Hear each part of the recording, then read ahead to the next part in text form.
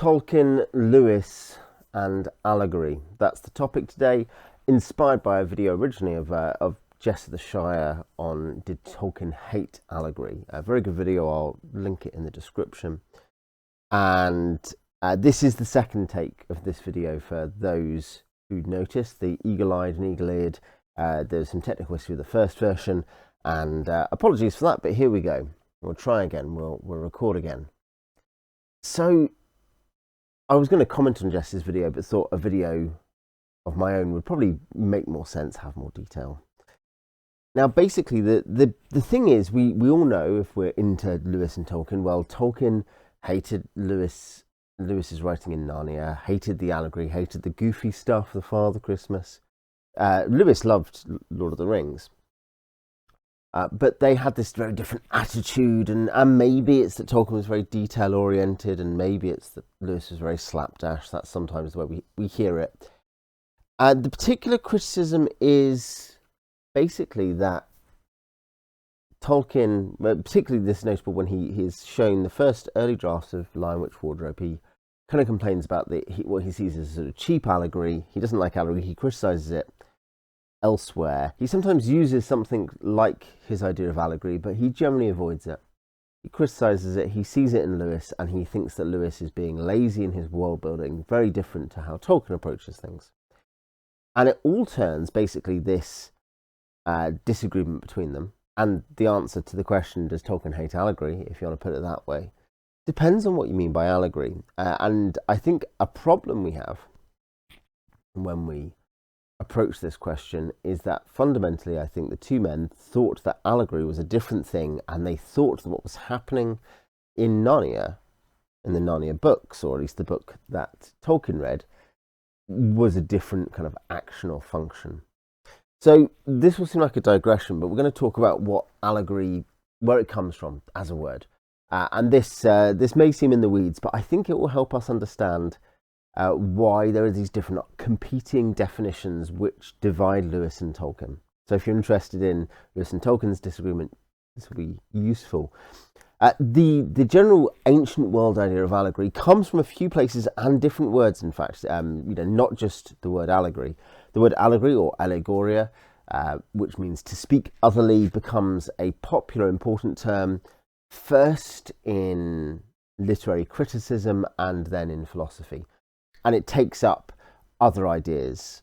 Plutarch, famous for writing biographies of Greeks and Romans, which inspired Shakespeare, he says what this thing Plato used to talk about that under a different name is now we call allegory. He sees it as the same thing. This literary criticism term has taken over these philosophical terms and is now philosophical, and it means to speak in another way. In literary criticism, it means extended metaphor, it means sort of to darkly hint at something. Do you feel lucky? Well, do you, punk? Is darkly hinting that, in fact, you're not going to be lucky. You've got to be very lucky to kill me, Dirty Harry is saying. And there's lots of influences on this, and you could go through lots of writers. But the core thing is that it ends up with the idea that a philosophic or sacred text had many potential meanings based on what's around and beneath the obvious meaning. So there's a narrative, but then there's other stuff going on. And a couple of examples, Heraclitus of Alexandria, who's a Platonic philosopher who knows Plato disapproves of Homer and disapproves of the poet, says, no, Homer was always teaching science and philosophy, but he had to teach it under a veil to guard it from the ignorant in his day. Or Orpheus, there's someone called the Devaney author, we call him, says of Orpheus is always hinting through his poetry. He's always riddling. And people like Philo of Alexandria, they talked about the Jewish Bible, the Tanakh in this way. This is a sacred text, and God has given us this, and he's encoded secret meanings into this. And it continues to develop. You have early Christian theologian Origen of Alexandria, who compares, Alexandria, by the way, common link here, compares sacred texts, i.e. in his case the Bible, the Jewish and Christian scriptures. He says, look, this is like a nut, and there's a shell, and there's a skin, and there's the meat, and you want to get to the meat, and there's these different layers, and the outer layer that you see first isn't necessarily the most useful in his view. This develops into what we call the fourfold method of interpreting scripture in the medieval world, and there's four ways, one of which is the obvious meaning, and one of which is allegory, which is what kind of metaphorical meaning does this teach us that points us towards Christian truth and doctrine? This image has to do with the cross. This story reminds us of the Eucharist, that sort of thing.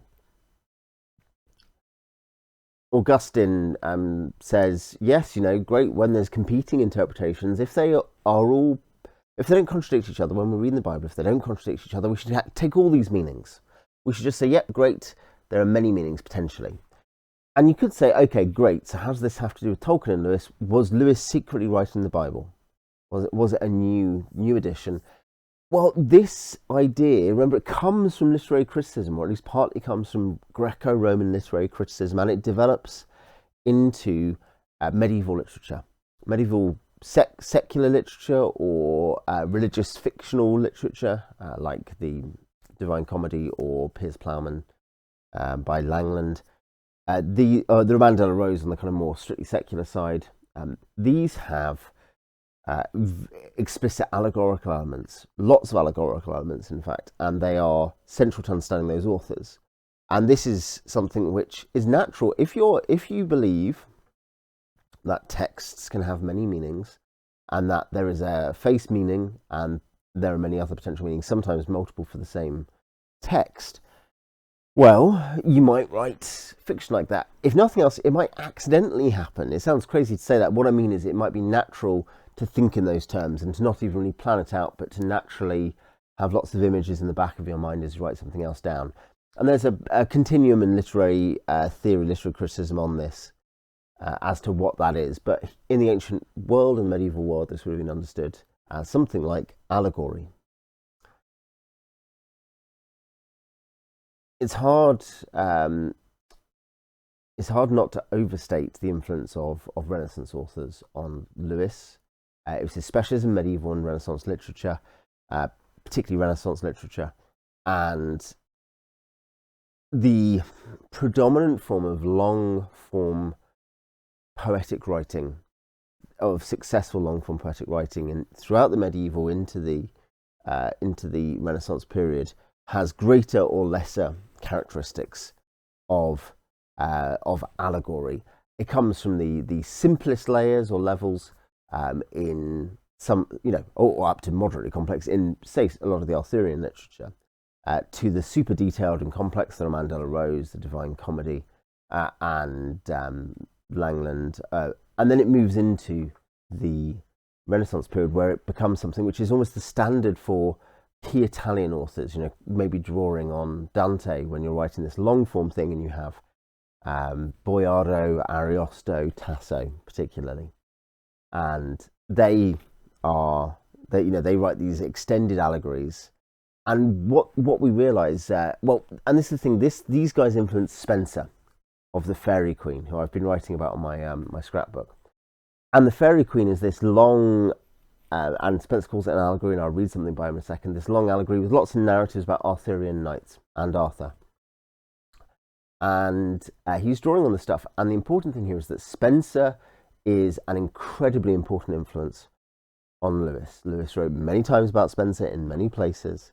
And this general topic of the development of allegorical writing is something that takes up much of Lewis's literary production. We'll come back to that in a second, but just to quote Spenser, this is his preface to the Fairy Queen. He starts by saying, knowing how doubtfully all allegories may be constructed in this book of mine, which I've entitled The Fairy Queen, being a continued allegory or dark conceit. And he follows up, some I know this method will seem displeasant, which would rather have good discipline delivered plainly, or sermon at large. But such must seem to be satisfied with the use of these days, seeing all things accounted by their shows, and nothing esteemed of that is not delightful. People aren't listening unless it's beautiful. So yes, the sermon is great, but I'm going to teach people through something delightful. So much more profitable is gracious is doctrine by ensample than by rule, by showing, not telling. so I've laboured to in the person of Arthur and also in the person of Gloriana. And he says, look, Arthur is sometimes, or principally, magnificence, the height of all virtues, the height of all virtues. But he will turn up in different stories, doing different virtues and representing allegorically that virtue. Gloriana, the fairy queen, is a key image for Elizabeth I, but Elizabeth I will sometimes, his patron or partial patron, will sometimes turn up under other guises, like Belphoebe, and indeed Gloriana herself represents other images. The connection between the thing in the text and the other meaning that you might draw from it changes and varies throughout this long book, and it's not sort of a one-for-one comparison, and you think suddenly, we're starting to get into trouble with Tolkien's definition of this word, because Tolkien thinks that it basically means this one-to-one thing. Tolkien did know some of this stuff. He knew about this literature, but it wasn't really his core literature. He did some of the Arthurian stuff, he did a lot of Northern Germanic stuff, but he didn't really do a lot of the stuff that Lewis was into, and I think though he would have had this in the back of his mind, he probably won't have. He won't have thought about it in the way that Spencer's just described. Now, this is what Lewis says. As I say, Lewis get a lot of books. We don't actually need the Monsters and the Critics. That has some stuff on Tolkien's theory of writing, but Lewis writes the Allegory of Love. It's got the word allegory in it. That's about courtly love and literary theory in the ancient medieval world. The Oxford History of English Literature, and this is during the 16th century, excluding drama, where he talks about Spencer at length, amongst others. The Discarded Image, about the medieval model of mind, and Studies in Medieval and Renaissance Literature. That's 4 books where that you can buy today, which are significant and important in Lewis talking about this stuff. And this is what he says in an introduction to Spencer about allegory. Talking about people reading Spencer. Spencer was the last poet who could use the old language seriously and who had an audience that understood it. They understood it, this is about allegory. They understood it because they'd been brought up to it. We shall understand it best, though this may seem paradoxical, by trying not too hard to understand it. Many things such as loving, going to sleep or behaving unaffectedly are done worst when we try hardest to do them. Allegory is not a puzzle. As each place or person is presented to us in the Fairy Queen, we must not sit down to examine it detail by detail for clues to its meaning as if we're trying to work out a cipher. This is the very worst thing we can do. We must surrender ourselves with childlike attention to the mood of the story. And the broad outlines are unmistakable.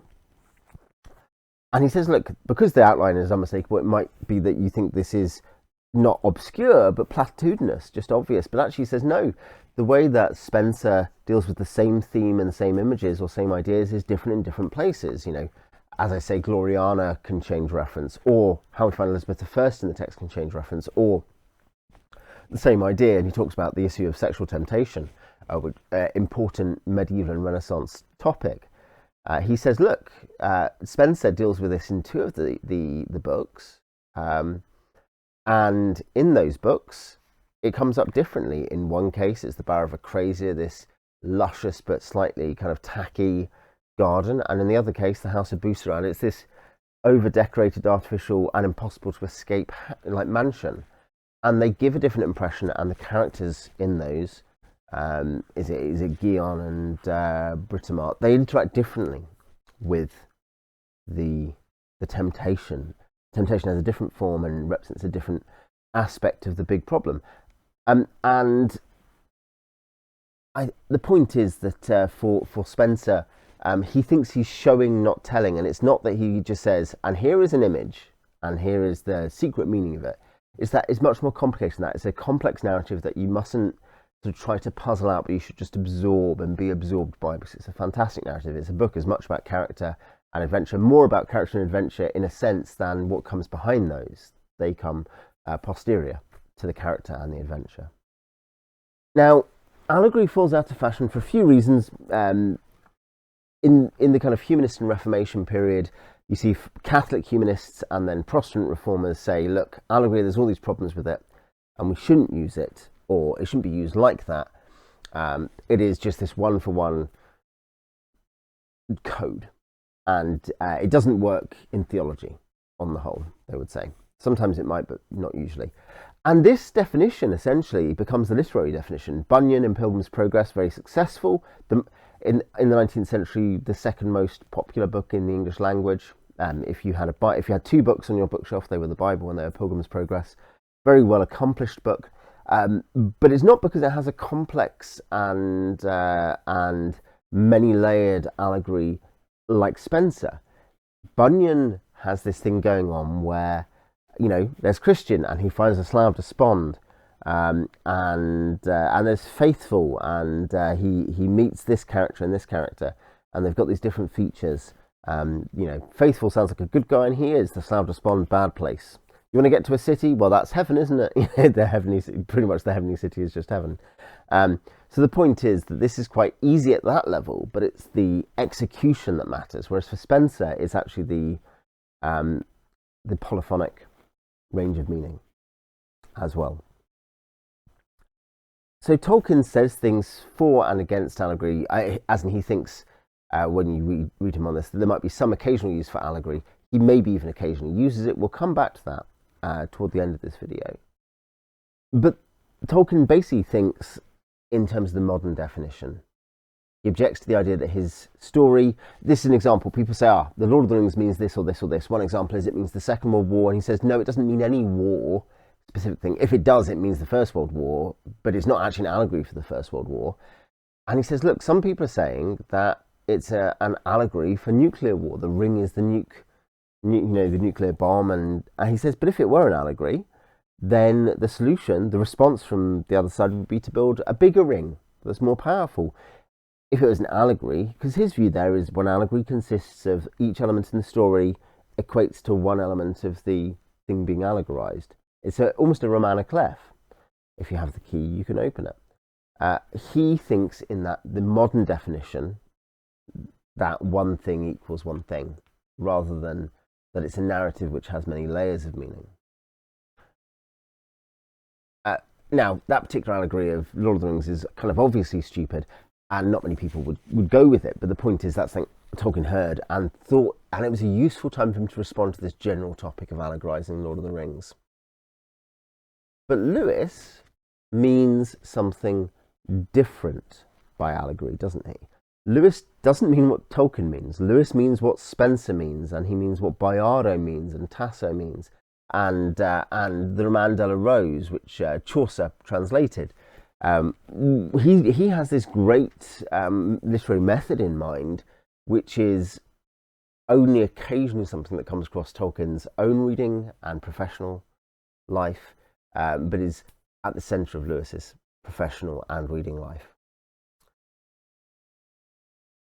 So when we read Lewis, if he is using allegory, we should think about what Spencer said about himself. Allegory is not one-for-one puzzle making, but a way of layering in ideas in a living and compelling story.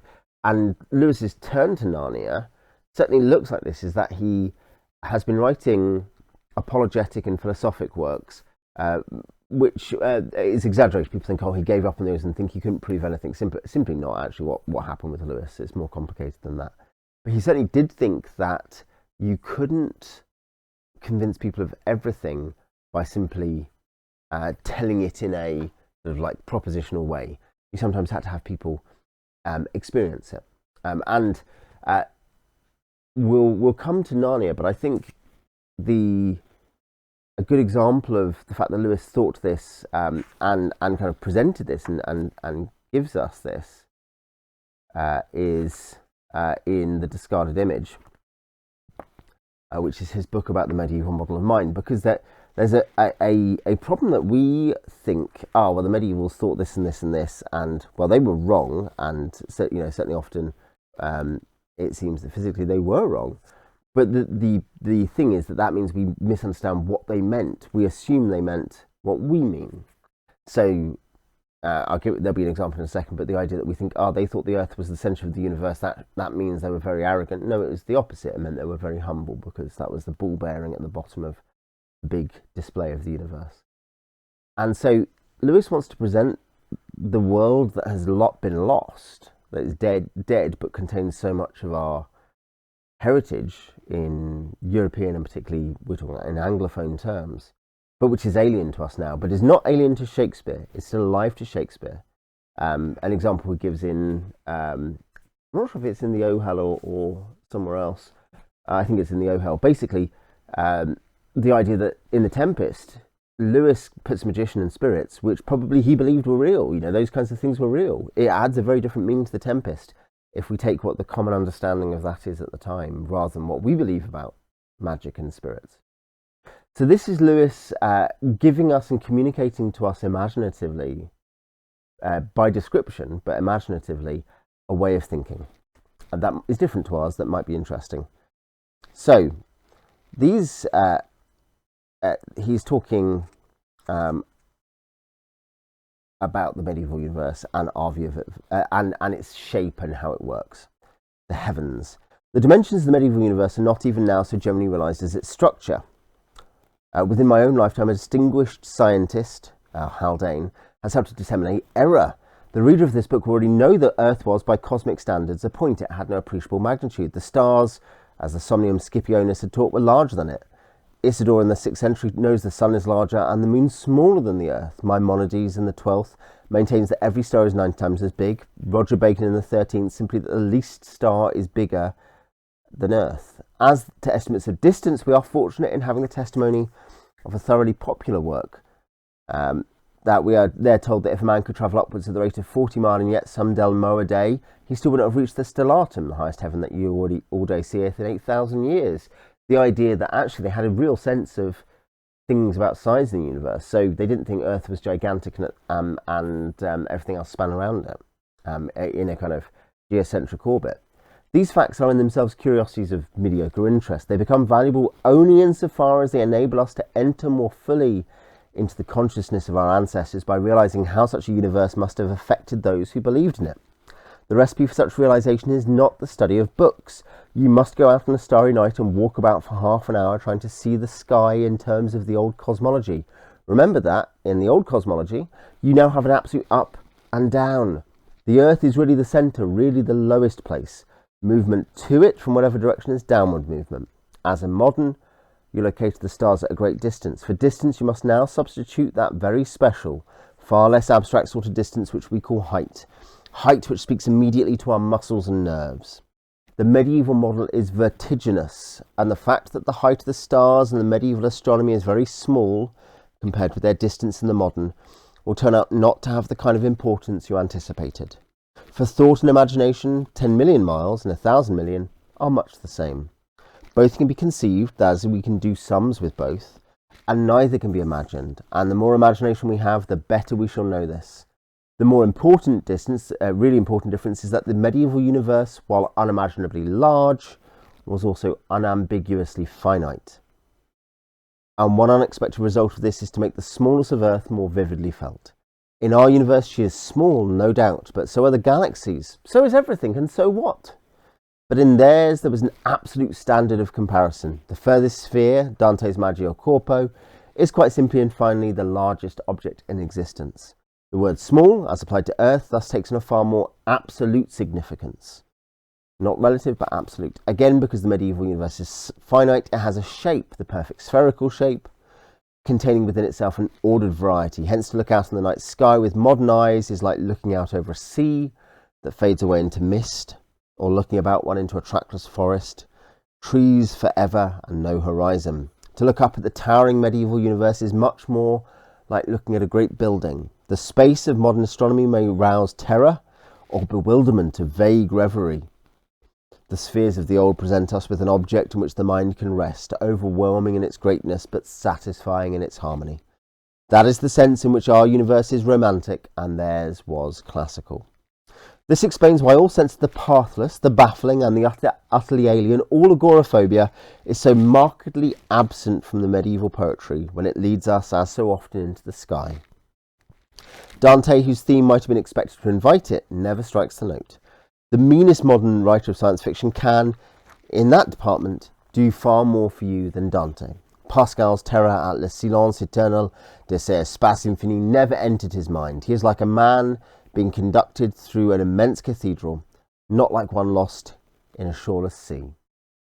So this is I think, and you're captured by it, aren't you? You understand how much Lewis is captured by it. He says at the end, of course, we can't believe in this anymore, but there is something which may be valuable imaginatively or emotionally about understanding some of this.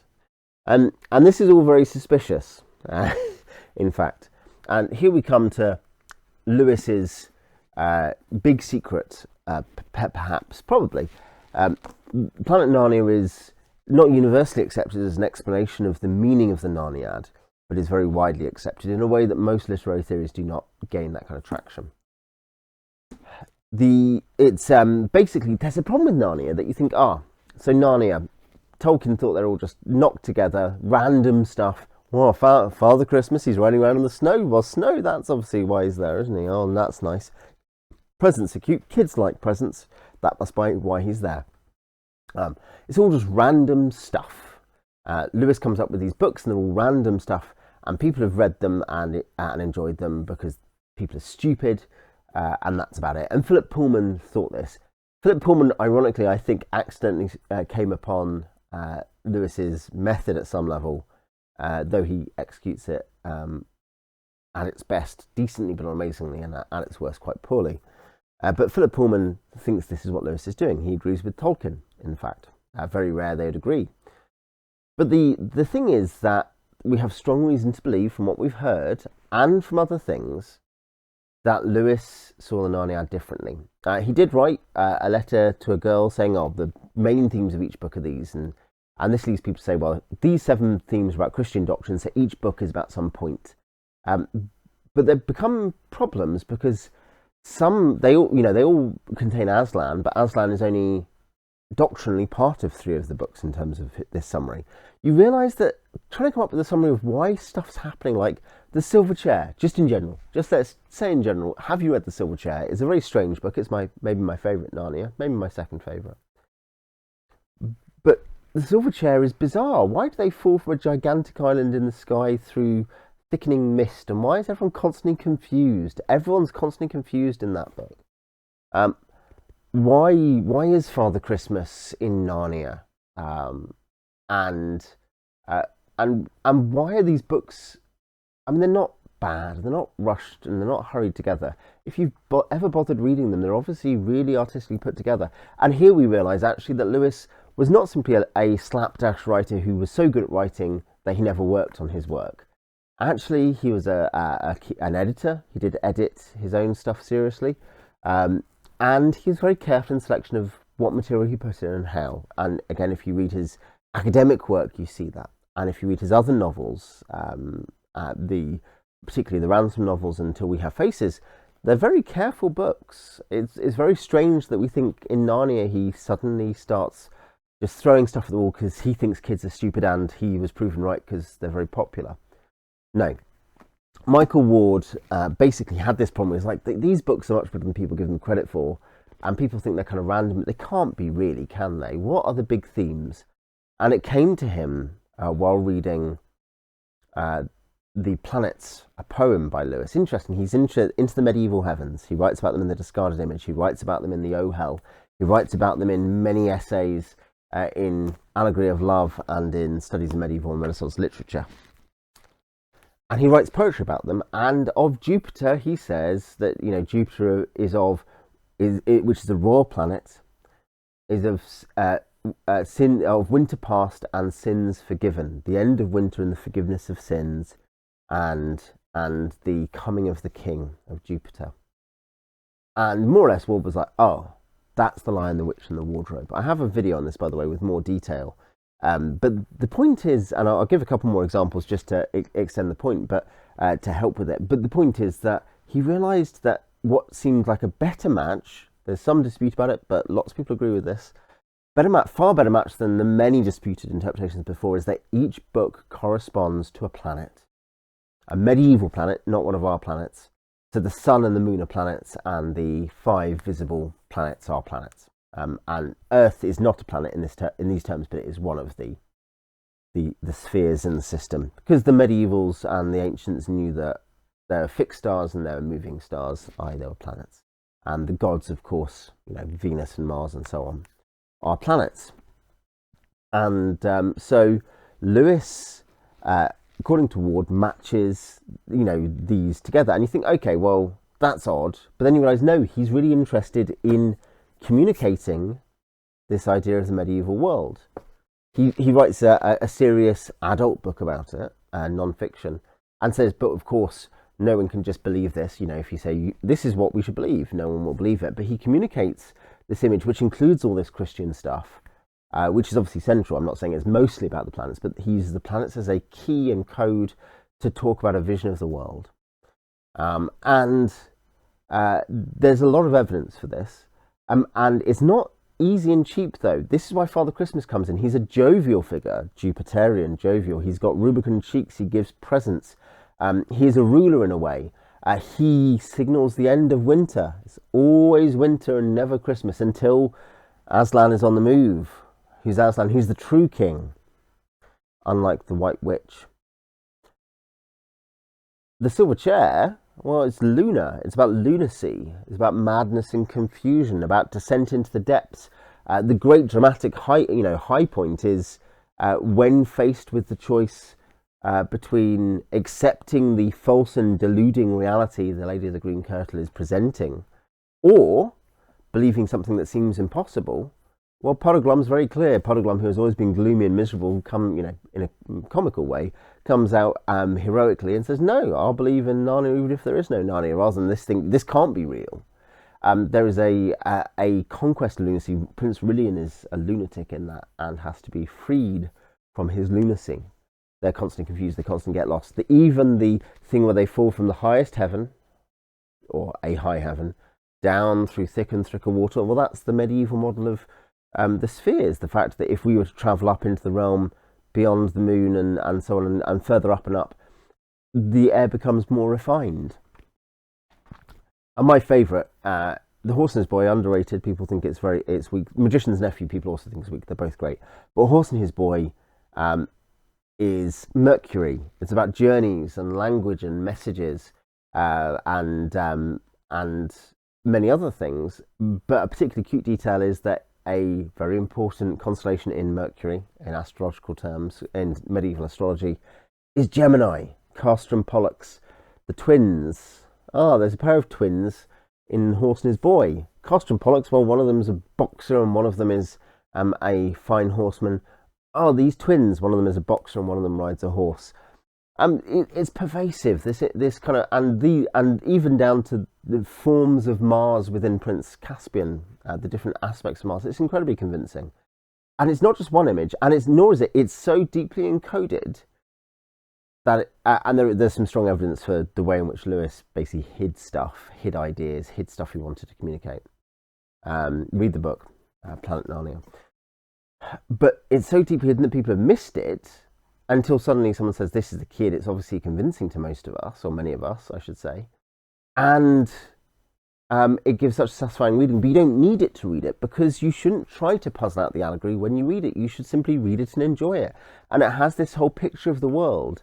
One more mini bit of proof, the Dawn Treader, which is the Book of the Sun, but that his interest in communicating the discarded images.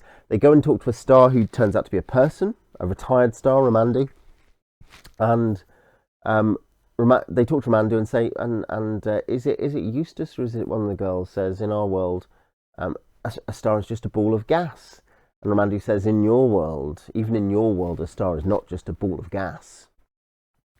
Actually, Lewis is saying, much as Aslan says you have to go and find the stuff in your world, Ramandu is saying, Lewis is saying, the physical universe in your world is not simply the dead and terrifying, if potentially remotely beautiful, sort of stuff out there and around us in this vast and infinite void, but it's full of meaning. He does that in the Ransom Trilogy too, where the planetary imagery is very explicit, all through, because they're all about the planets and they're all about the personification of the planets, up to the point that in Book 3 there is literally a descent of the planetary archangels down to Earth, and their characteristics are very clear. This is Lewis's allegory. And here's the thing. Tolkien does not understand this. Even if the specifics of every detail of the Planet Narnia theory aren't right, the general issue of where all these images look, the twins in Horse and His Boy are Castor and Pollux. That is where Lewis's image is coming from. It simply is. It very obviously is. The issue of the end of winter bringing the end, forgiveness of sins and freedom and a true king. Well, we know that's to do with the planet's poem. We know that matches the Lion Witch wardrobe. This is stuff where and this is all across these. This is so rich and deep. And Tolkien just didn't get this because Tolkien and Lewis had very different ways of constructing and thinking about things. Tolkien wants to create this world by travelling into it and building it outwards and creating a world, not from the bottom up, because, it has Ariel Iluvatar from the top down, but in a way that I suppose parallels, and this actually leads to a cosmological problem for Tolkien by the end of his life, where he's starting to worry about the flatness of the world becoming round, with the loss of the road into the west and stuff. But he wants to have a world that looks very much and feels very much like our world. By that I mean in terms of it follows the general rules we understand. Whereas Lewis is saying, no, there's something to communicate about an old model that people don't believe in.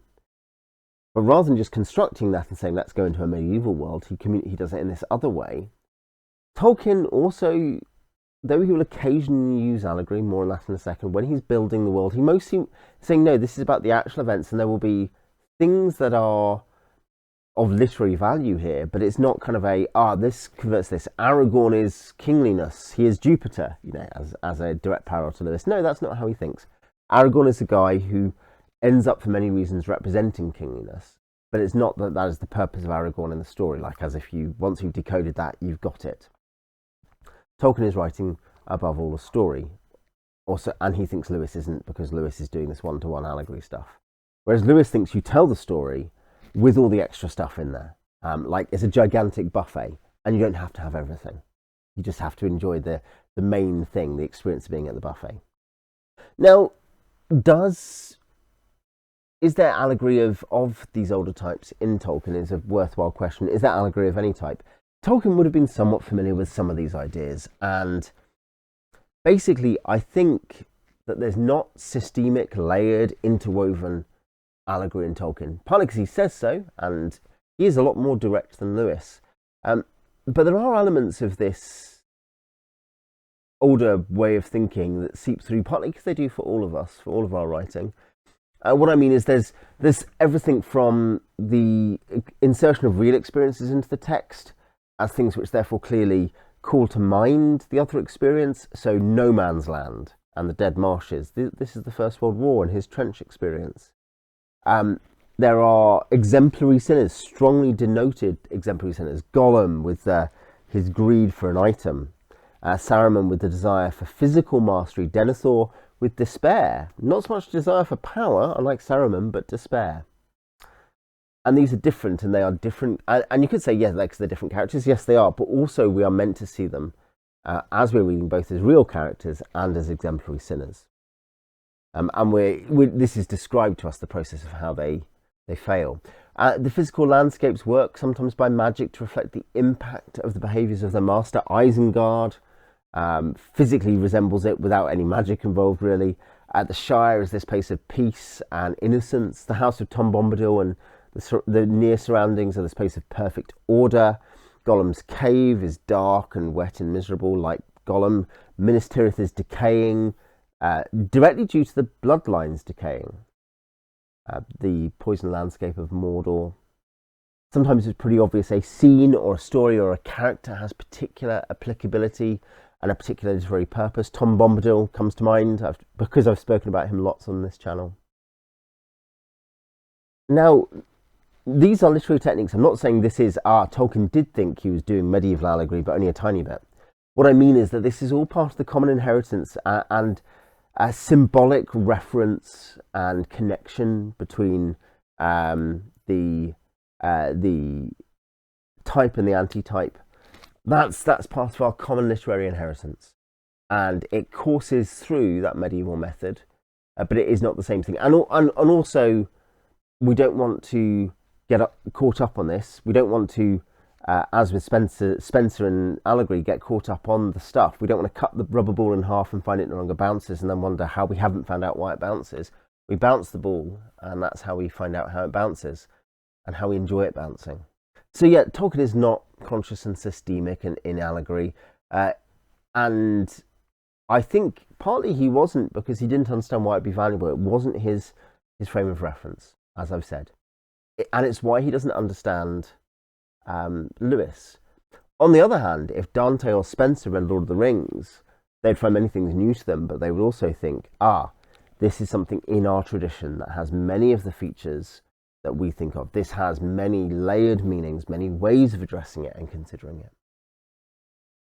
And objectively, not subjectively according to the reader, but objectively according to the intention of the author. Because allegory is an objective fact in that sense, not a subjective, I get this meaning. It's an objective, these are the meanings, the many meanings. And they wouldn't think they are reducing the book beneath the level of the story by doing so when reading The Lord of the Rings. They would say, in fact, this is adding to it. Tom Bombadil is not merely a figure of literary virtue. If he was, you could simply sum him up. He's also a character, and you find that in the delightful poems about him. I just finished rereading, but with a student, Bombadil Goes Boating today. And it's funny. It's enjoyable. He's dancing with Maggot's family and potentially warning Maggot about the coming of the Dark Riders. It's connected to this wider plot. But if you read about Bombadil in his story, in his world, or whoever else, you experience the reality of his virtue, or whatever the theme of a character is, and everything else about them, because all great fictional literature, especially great allegorical literature, involves the invention of places and of people that bring the reader into deeper contact with deep reality, beyond what the eye can see and beyond what the hand can grasp, but which can only be experienced through the story. Tell me what you think in the comments. How convincing is this? How interesting is it? Does it make you look at Lewis or Tolkien differently? And I'll see you next time.